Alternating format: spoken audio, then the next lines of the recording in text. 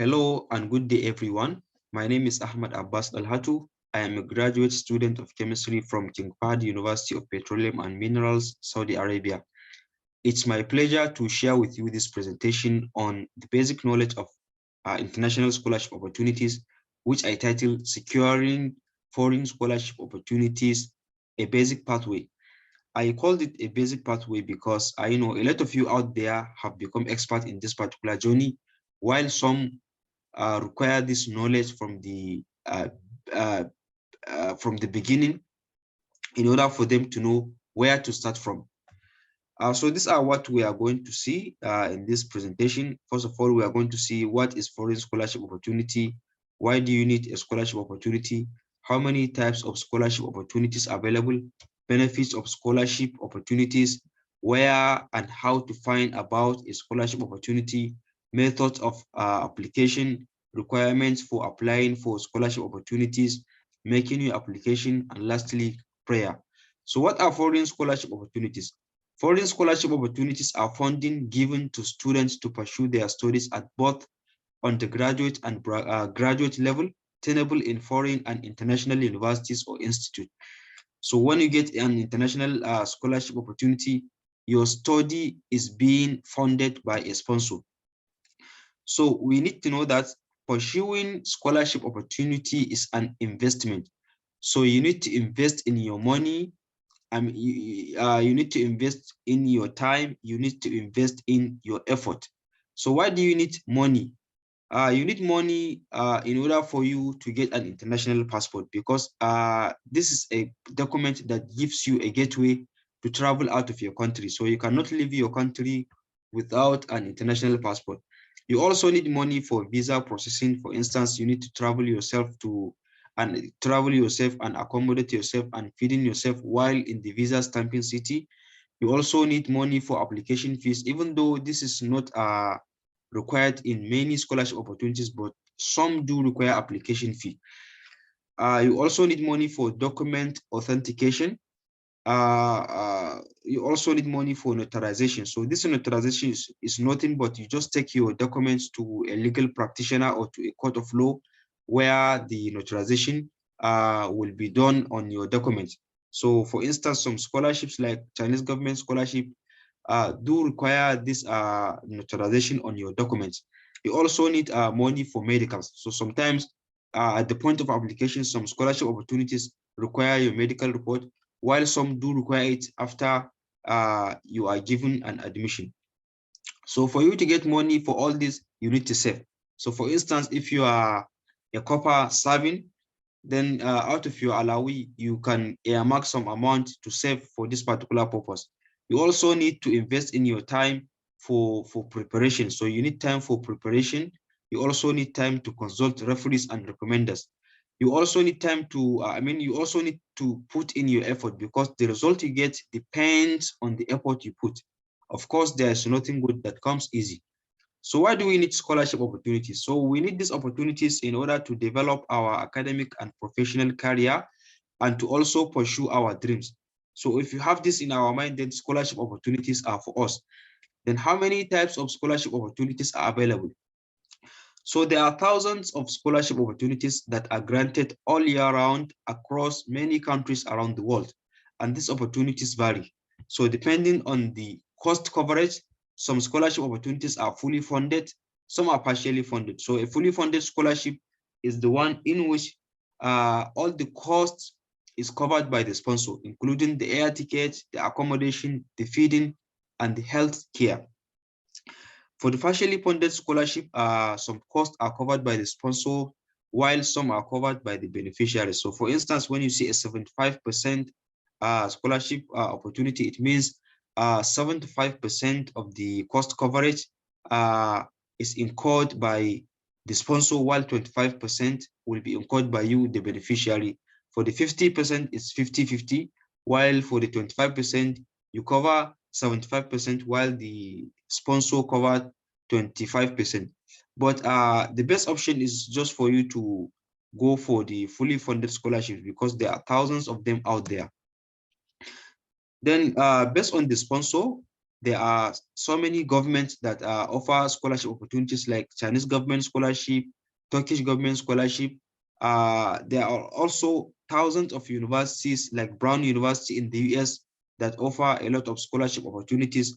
There are some organizations and foundations like Erasmus Mundus, Commonwealth, and MasterCard Foundation. So all these organizations and foundations offer study funding to graduate studies to pursue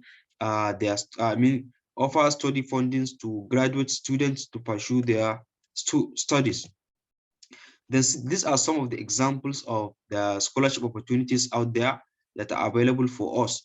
So if you need any one of these, you can just search on it from Google and you can see the requirements. And if you are eligible to apply, you can just go on and apply. And if you are lucky, you can get one of these. Then these are also some of the universities from the US. These are just some portion of the universities. So there are a lot of them out there in the US where you can apply and get a scholarship opportunity from.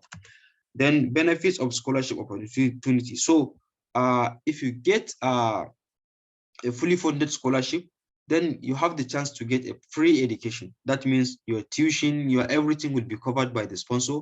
Your also healthcare will be covered from the scholarship funding. You also have a financial freedom. So what I mean by this is, out of the stipends you will be given monthly, at least you can have something to save, so that at the end of your program, at least you can have something in your pocket to take back home.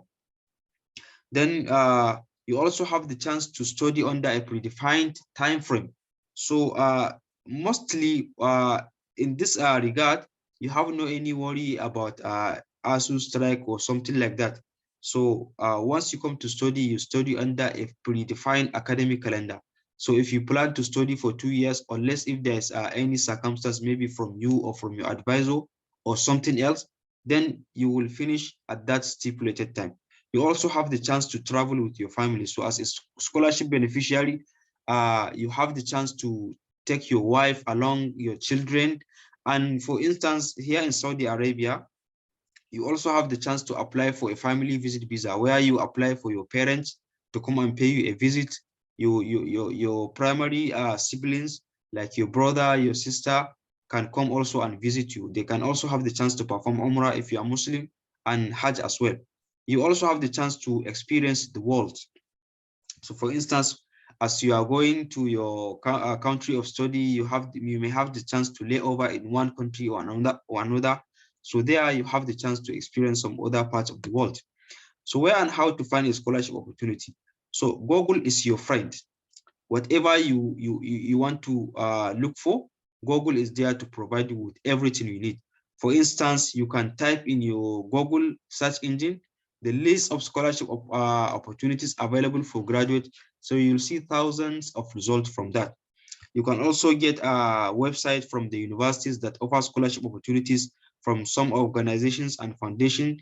You can also get to know a lot about some format of the essays that you need, like statement of purpose, motivation letter, statement of intent, statement of goals. So you can see a lot of formats from that. You can also see format of CV, curriculum vitae. You can also see some materials. You can also get some materials of English proficiency test from the internet using Google. So this is just an example of one search I made for fully funded scholarships for international students. You can see there are about 27 million results. So Google is there to provide you with everything you need. You can also get to know about these scholarship opportunities from social media, such as Twitter, Facebook, WhatsApp, and LinkedIn.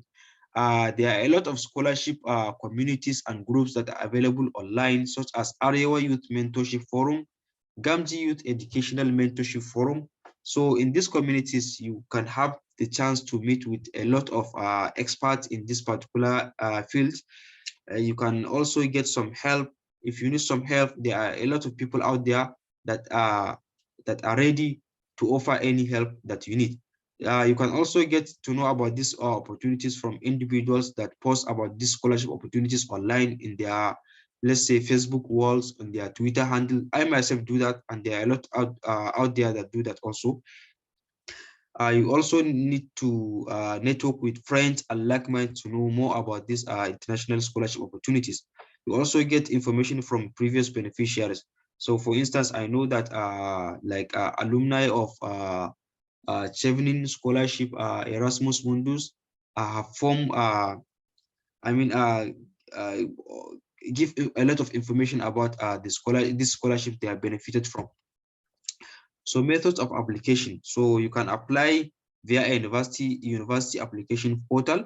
You can also apply via other application portals. So that's like I said, in Chinese government scholarship, you need to apply separately to Chinese Scholarship Council, and also you need to apply directly to the school of your interest. You can also email a professor. So here you just go through a university portal, browse the list of the faculties, that are available in your department of interest. Then go through their research areas. So if you find anyone whose research aligns with your interest, then you can just send him an email. So there are a lot of formats of email that are available online, and even from the scholarship communities, you can get a lot of formats from there. Then requirements for scholarship application. So here I divided the requirements into two: the basic tools and the documents. So for the basic tools, you need an Android phone, tablet, or computer. Of course, you cannot go online because most of the scholarship applications are online. So you cannot go online without this gadgets. You also need strong internet connection as well. You cannot go online without an internet connection. You also need functional email address because this is the medium of instruction between you and your sponsor. Then mobile applications like Word to PDF, image to PDF. So here, sometimes you may be required to upload your documents in PDF and you have them in Word or you have them in image. So you need these mobile applications to convert your files to PDF.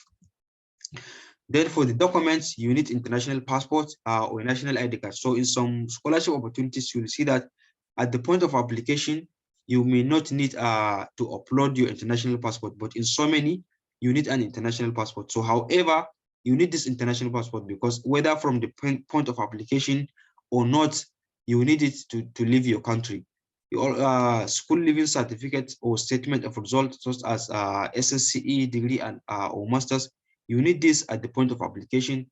Official transcript, which is obtainable from the university registrar's office. You also need English proficiency tests like TOEFL, IELTS, or GRE. You also need a certificate of English as medium of instruction from the applicant's attended institution. So this one can be used sometimes in place of this English proficiency test because some scholarship opportunities do require this in place of this English test. Statement of purpose, personal statement, statement of goals, motivation letter, letter of intent, cover letter. So these are just essays, or I can say one-page essays where you show your interest, you show your motivation, you show why you need this particular scholarship opportunity. So here I can say is where you sell yourself to the potential sponsor. So whatever you have that you think can sell you, here is where you will provide it. So there are a lot of formats online where you can search, or when you join the scholarship opportunities communities, you can have the chance to mingle with a lot of people who have experience and who will guide you in writing these essays. You need academic CV, of course. This also is where you sell yourself. You need research proposal, mostly for PhD applicants. Sometimes it doesn't, it's not required from the master's student. Publications, this is also optional, but advisable for PhD student because if you have a publication, at least you have an edge over those that do not have. You also need recommendation and reference letters, which you can obtain from your referees or academic referees, either your previous lecturers or your boss at the workplace.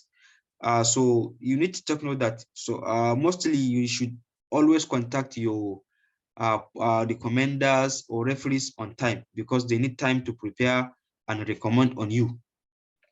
Also, you need to list your work experiences, volunteer work, leadership skills, certification, awards in your CV.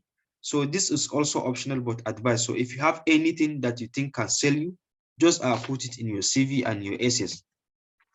So how do you make your application? So once you identify a particular scholarship opportunity that you have interest in, always try to search deep on that particular opportunity, because every scholarship opportunity comes with a detailed information about itself.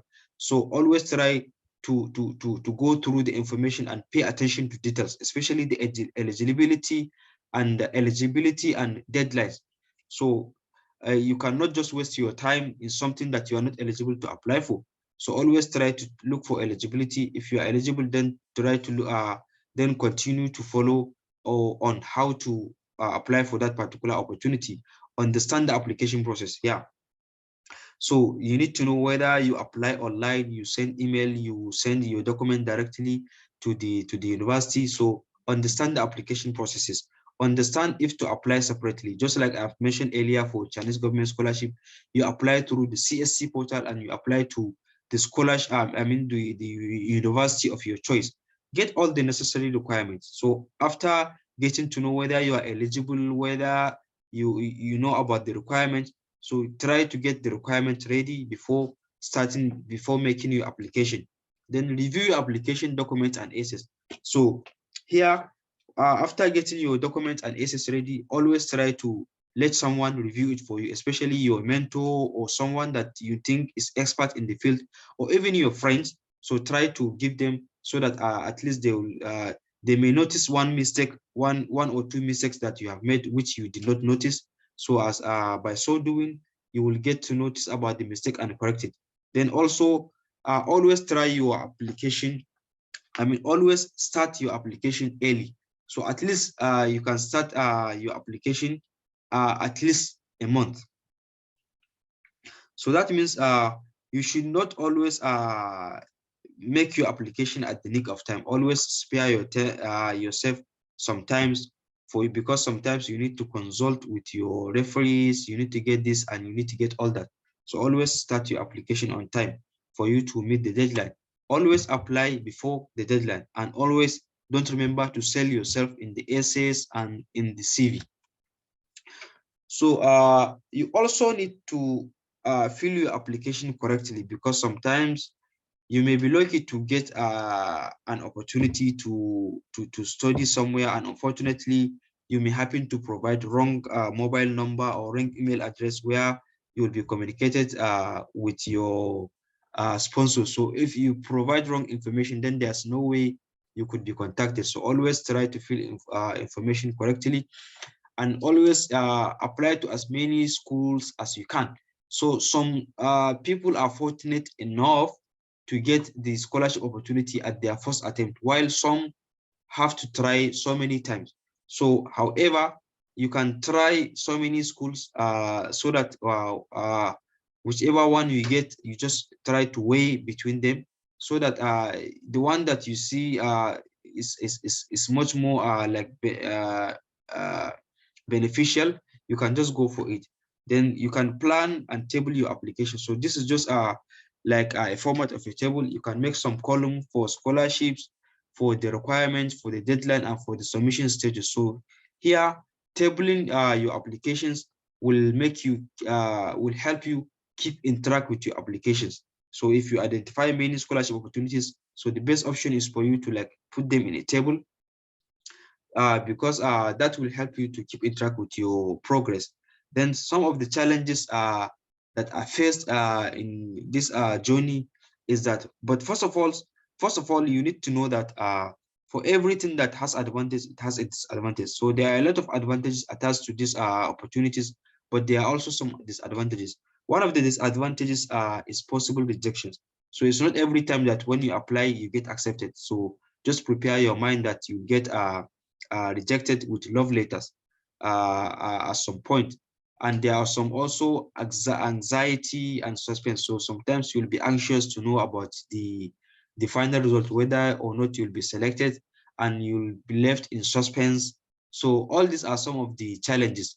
But with hope, everything with hope, our wishes are achievable.